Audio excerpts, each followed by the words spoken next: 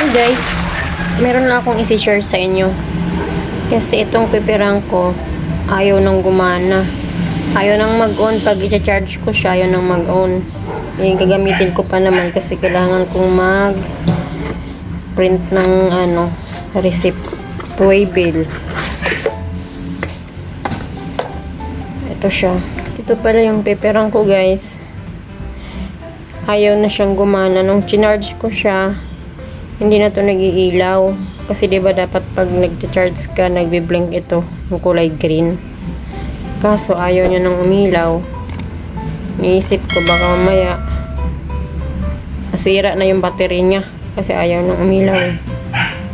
Ngayon, try natin ipapaayos kasi may kasama ako itong mahilig magbuting-ting kung ano-anong bagay na buting-tingin niya. I-try natin to ipaayos kung gagana siya. Kasi 2 taon pa lang to sa akin guys, yung ipipirang ko na to. 2 taon ko na tong ginagamit. Okay naman siya, yan o. Hindi ko nga to tinatanggal yung plastic niya. Plastic cover dito. Kasi nag-search na rin ako sa YouTube eh. Sinisearch ko kung paano ayusin itong problema na ayaw na mag-charge ka, so wala akong mahanap. Ilang oras akong naghahanap, nag-scroll sa YouTube. Wala akong mahanap kung paano ayusin. Kaya ipabuting-tingan natin guys sa kasamahan kong buting-tingero. Let's go! Hello guys, good morning. Ito po ay paperang. Gumagana siya dati. Mga 1 year lang nagamit. Or 2 years, mga ganon. Ngayon dead set na siya. Matagal na siyang chinarge. Hindi na full charge. Parang dead set siya. And then pag in-on mo, ayaw na mag-on. So all of a sudden bigla na lang siyang ganyan. Pasensya na, may sipon tayo ngayon. Ito is specs nya, paperang made in China. Try natin i-diagnose. Tingnan natin kung maayos natin. Meron tayo naka-reading mga tools. Ito in case baka pareho sila ng specs ng battery. Kasi eto kasi china-charge sa'yo, so may battery to sa loob. I-open natin. Okay. Meron din tayong tester. Tsaka ibang mga tools. So ito ang pag-open. Open natin siya. Yung usual manner na tinatanggal natin yung kanyang papel. I-slide natin to. Pag ganito ba o pag ganito? Ayun, para makuha natin yung papel. So yan, tanggal na yung papel nya. Then kung mapapansin nyo rito, ayun, eto meron siyang screw doon, tapos wala na. Dito naman sa side na to, meron doon 1, 2, tapos doon meron din 1, 2. So ito, hindi natin, andito kasi yung side na nagpiprint, yung may thermal. Hindi na natin i-open to. Dito tayo mag-o-open kasi nandito yung although nandito yung charging port, nandito yung charging port nya, pero meron siyang meron siyang kable. Saan na ba yun? Ayun, may nakita akong kable doon na papunta rito. So tingnan natin, baka may putol yung kable na yan. Check natin continuity nila. Tapos at the same time open natin to, yung battery niya sa loob. Kailangan ma-check natin kung okay pa. So i-open natin tong 4 na Phillips screw na maliliit. Gamitan natin itong maliit nating Phillips screwdriver.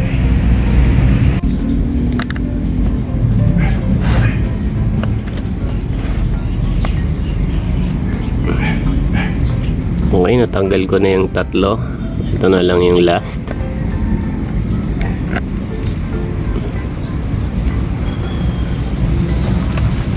Ngayon, subukan nating i-dismantle to.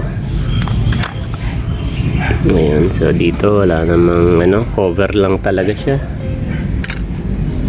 It's just a cover. Ito po, ingatan nyo yung roller na to na may goma, kasi since na nakatanggal na yung cover, pwede na siyang ma-swing out na pag ganyan, no? Baka masobrahan, baka mabali dito, kaya ingatan nyo. So ito yung kanyang battery. Ang battery niya ay may specs na, yan lang, zoom natin. So ayaw mag-zoom. Ayan po yung battery niya. 3.7 volts, 1000 milliamp. So tama, hinala ako. Halos pare-pareho lang kasi mga voltahe yung mga ganyang device ngayon. Sinunod nila rito sa mga dating phone ng Nokia, 3.7 volts. Ito naman 1020 milliamp. So okay na okay ito gamitin dyan. Mas maganda nga, mas mataas yung milliamps para mas matagal nyo magamit yung battery. So mukhang mag-fit naman ito rito. Yun natin, gagawa na lang natin ng paraan na mag-fit siya kung sakali na battery nga sira. Pero kung hindi naman, pang tetest lang natin to. Okay, check natin kung may laman yung battery niya, kasi chinarge to na magdamag pero hanggang ngayon kung hindi siya nagpa-power on, check natin kung nagcha-charge yung battery. Most probably kasi na battery ang sira, replaceable naman yan nga lang, since na nasa loob siya nakakabit, hindi siya basta-basta mapapalitan ng mga gumagamit lang nitong paper RAM. Kailangan ng technician. Ayan, try natin i-check yung laman ng battery kung fully charged ba siya or hindi nagkakarga. Gagawin natin, hanapin natin yung linya ng battery, which is ito. Ang dalawang to, yung kulay brown at saka yung kulay black. Ayun yung papunta sa battery. Tapos tutusukin natin yan ng pin. Ano ba yung pin? Ito. Tutusukin natin ng pin bawat isa para ma-test natin using our test probe kung may kargang voltahe yan. Then mamaya try din natin na ikabit yung charger na rito, at habang tinetest natin para malaman natin kung napasok sa kanya yung voltahe galing sa charger. Okay, so guys, naikabit na natin yung pin. Yung kulay dilaw na pin nasa brown na linya, yung kulay orange na pin nasa black na linya. Okay, tetest na natin ngayon. Malaman natin kung nakaset tayo sa 20 volts kasi mga 3.7 volts lang naman ang susukatin natin na linya.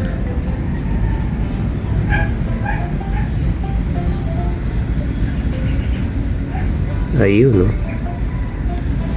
2.3 volts, 2.4 volts lang ang ano niya, max na karga.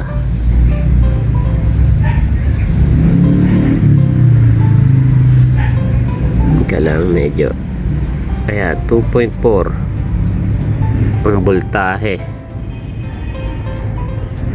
So ang positive ay yung kulay black, yung brown ay negative. Ayan.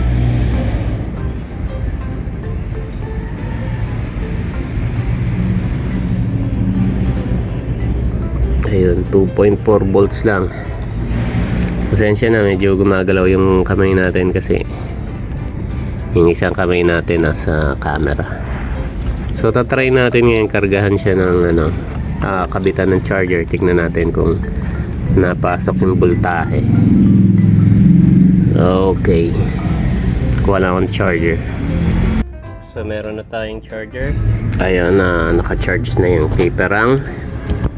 Subukan natin kuha ng voltahe. Nakaset pa rin tayo dun sa 20 volts sa ating voltmeter. Matatandaan nyo yung positive dito sa kanya ay yung black na linya.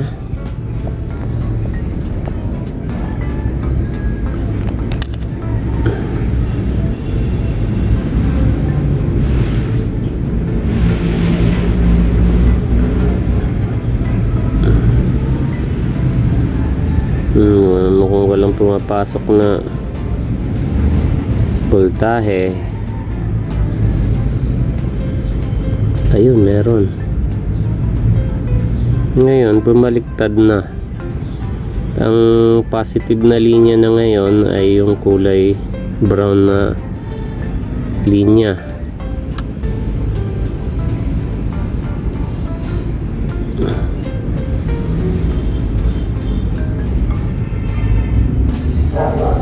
.2 volts ang pumapasok.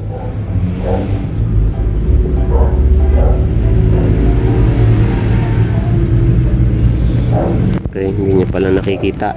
Sorry. Lapit ko lang yung voltmeter natin. Para makita nyo, inalis ko na rin yung glare. So ang voltahe ang pumapasok habang nakakabit ang charger ay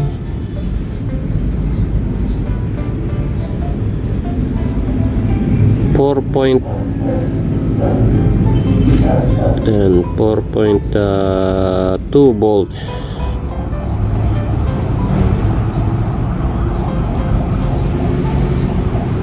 Yan, 4.2 volts. So tama naman, may pumapasok na kuryente. So i-charge lang natin ng bahagya. Tingnan natin kung i-hold niya yung charges na yun. Kasi kung hindi, sa battery ang problema, malamang pagka ganon. Pero kung sakaling good yung battery, may hold niya yun, yung charges na yun. No choice tayo, baka problema na natin ay yung kanyang board. Hopefully wag yung board, sayang naman. Okay, so ibinalik ko na yung mga cover niya sa likod tsaka sa harap, kasi pati itong sa likod kinalas ko rin para makita yung kanyang board. O yung board at saka yung, actually nandito pala sa harap, andito yung board niya. So nandito naman sa likod yung battery. Tapos para makalas niya tong front cover, meron yung dalawang screw. Ito isa, ito. Tapos nandun sa part na yon isa, tsaka dito sa part na to dalawa, pangalawa. Bali, dalawa dyan, dalawa rito. Kailangan mo na kalasin tong back cover na to para magka-access kayo ron sa dalawang screw para matanggal nyo ng buo itong front cover nya. So binalik ko na kasi nakausap ko yung gumagamit nito na ito pala kapag china-charge mo, nagbi-blink ito yung ilaw dito sa button na to, sa power button, kulay green. So nagbi-blink siya habang china-charge. So kung napansin nyo, nung chinarge ko to, nilagyan ko ng charger, hindi siya nagbi-blink. Tapos okay yung battery niya. Nung unang sukat ko, nakita nyo naman 2.8 volts siya. So hindi siya nakarga ng kuryente. Tapos nung sinaksak natin yung charger, nakargahan naman siya. Actually 4.2 volts yung dalang kuryente ng charger. Tapos ilang minuto lang yan na nagkaroon ng karga yung battery. So okay yung battery, okay yung pasok ng kuryente dito sa unit galing sa charger. So may problema siya sa board kasi dapat nagbi-blink itong ilaw dito habang sina-charge, which is hindi na nangyayari. So sa board ang problema, wala tayong parts na mapapalitan dun sa board, maliliit masyado yung pyesa nun, kaya binalik ko na tong mga cover niya. Pero since na-determine ko sa board ang problema at binalik ko na tong mga cover niya, meron akong na-discover na dito sa side na to, meron pala tong reset button. Ayan. So kailangan nyo ng pin bago nyo sundutin yan. Kabit nyo yung charger.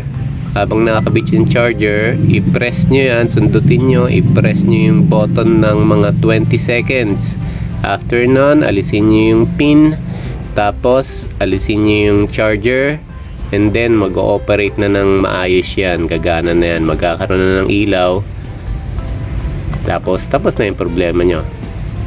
Ngayon, ikakabit ko lang itong kanyang papel. Ito. Wait lang. Which is pag ganito. Oops, may langgam. Pag ganito yung papel. Ganyan. Ayan ang close. Tapos press nyo lang ito matagal. Diba? Ayun. So gumagana na siya. Ang maliwanag kasi rin sa labas eh. Ayan, nakailaw na siya.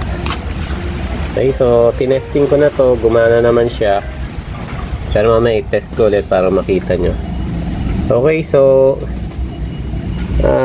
yun lang, i-demo ko na lang sa inyo na gumagana siya. Guys, test natin tong paperang na mag-print. Ito, kinonect na siya via Bluetooth. Connected na siya, papiprint na natin ngayon. Ito nga po pala yung box niya. Medyo lumang-luma na kasi may 2 years na rin to. Nahigit. Go.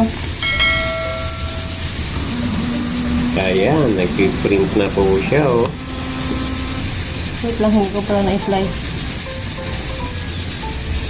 Ayan guys, oh. So, nag-print na siya.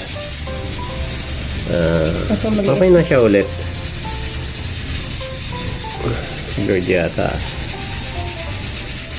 Okay, yun lang. Wait lang. Tatlohin natin. At least na demo natin na good siya.